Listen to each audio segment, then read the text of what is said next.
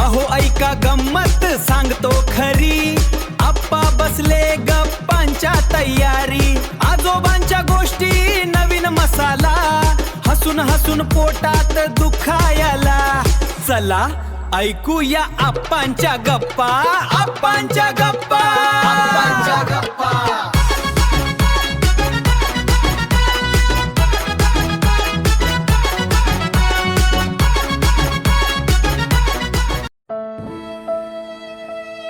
गॅसला पण आता संपायचं होतं आणि ह्याच्यात सुद्धा नाही ती लाकडं घालायला. कसा स्वयंपाक करायचा? सगळ्या गावात करू.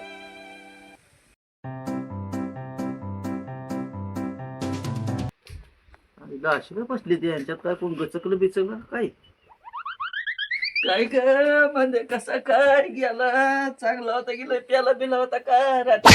अरे बाबा नवरा नाही गेला, हाय गॅस गेलाय गॅस. अरे त्याच्या आईला एका दिवस ते नवरा गेलेला परवडला असता, पण आता एक गॅस संपलाय, तिकडे युद्ध चालू आहे, आता तुला कसा गॅस भेटायचा.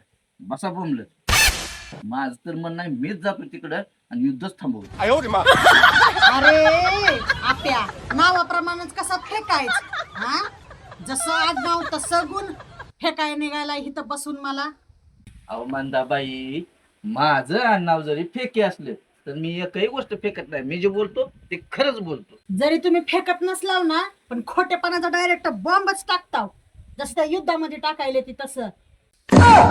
अगं मंदाबाई आता तुला गॅस काय भेटणं शक्य नाही, त्यामुळं काय कर ह्या चुलीवर तू स्वयंपाक कर. तुला या चुलीचं काय महत्व माहित आहे का? नाही हो मला महत्व माहित, तेवढं पटवून द्याचाल का मला? अगं मंदाबाई पूर्वी चूल म्हणजे घराचा वायफाय होतो, वायफाय. झाली का आणखीन तुमची फेकाफेकी चालू? लागले बितरले आणि म्हातारा करा.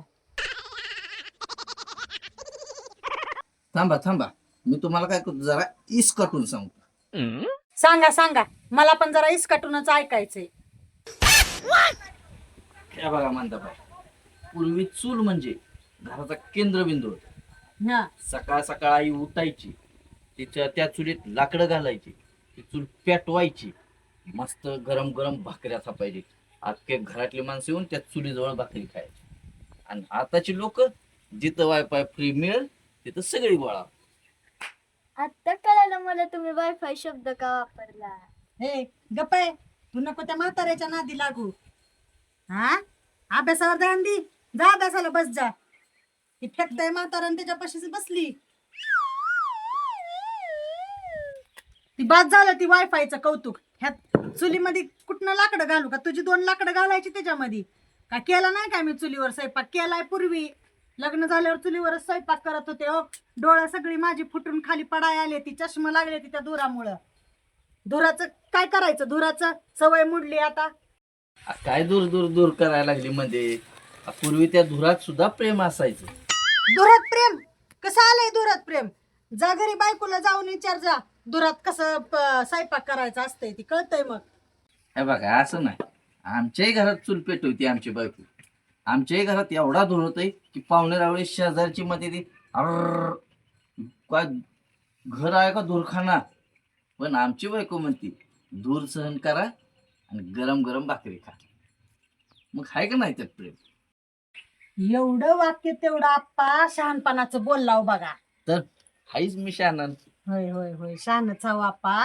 पण ह्या आताच्या पोरावाला आताच्या पोराचं काय सांगू, आताच्या पोरांना धूर निघला की असं वाटतं की त्याच्या आईला माझा मोबाईल मोबाईल पेटला की काय असं होतंय. हा बरं आप्पा ह्या चुलीचं झालं आता. आता काही गॅस आलाय, सवय सगळी मुडली माझी तर पाक मोडून गेली. उन्हाताना जायचं, लाकडं घेऊन या रे, वन फिरा रे, चूल पेटवा रे, धूर सहन करा, त्याच्यावर करा, ही सगळं आता माझी मेहनत मला करायला नको वाटायला लागली. बरोबर आहे ना. आता तुम्हाला असं गॅसचं बटन चालू की लगे संपलं, कामच सोपं झालं. लगे गॅस सगळा स्वयंपाक बिपाक ओके. कुठं आला. आता मला सांगा, आता युद्ध चालू झालं, आता मला सांगा जर तू गॅसला नंबर लावला येतोय का लगेच? नाहीच की, तीच तर पंचायत झाली की मग कशासाठी बसले मी. मग आता आता कुठं आणणार आहे गॅस? आता लाकडच गोळा करावे लागणार ना. बर लावला नंबर लावा, त्या डिलिव्हरी बॉयला फोन करा, ती देतोय न देतोय, मग जाऊ ऑफिसला आणि ना ऑफिसला पण देते ती न देते ती, मग मग काय घरी नवरा बायकोचं भारत पाकिस्तान युद्ध सुरू. सुरूच होते. मग तसंच झालंय रात्री. हा, मग जेव्हा भेटतंय नाहीतर मग जावा हॉटेलात, खावा बाहेर तर पडा आजारी. मग मग आप्पा तुमच्या घरी आहे का हो गॅस? आहे की आमच्या घरी गॅस आहे, पण आमची मला बायको देताव का थोडा स्वयंपाक करूस तर? आमची बायको देणार हो, आमची बायको लय डेंजर आहे. आणि आमचीच बायको चूल पेटवती.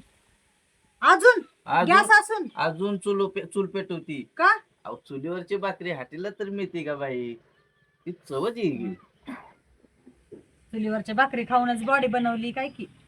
कसे मस्त आहे ना बॉडी. राजबिंदा आहे, राजबिंदा. लाकडावानीच आहे की, चुलीत घातलेल्या लाकडावानीच बॉडी बनवली चुलीवरच्या भाकरी खाऊन. अहो त्या चुलीवरच्या भाकरी खाऊनच आम्ही बॉडी बनवली. नाहीतर आजकालची पोरं चुलीजवळ जाते ती आई स्वयंपाक करायला लागलेली असती आणि बघा ही काय आहे?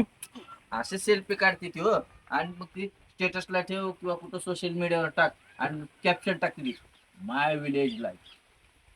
काय अहो आप्पा, पण आजकाल लोक म्हणते कुकिंग इज माय हॉबी. पण स्वयंपाक मात्र आईच करते बर का.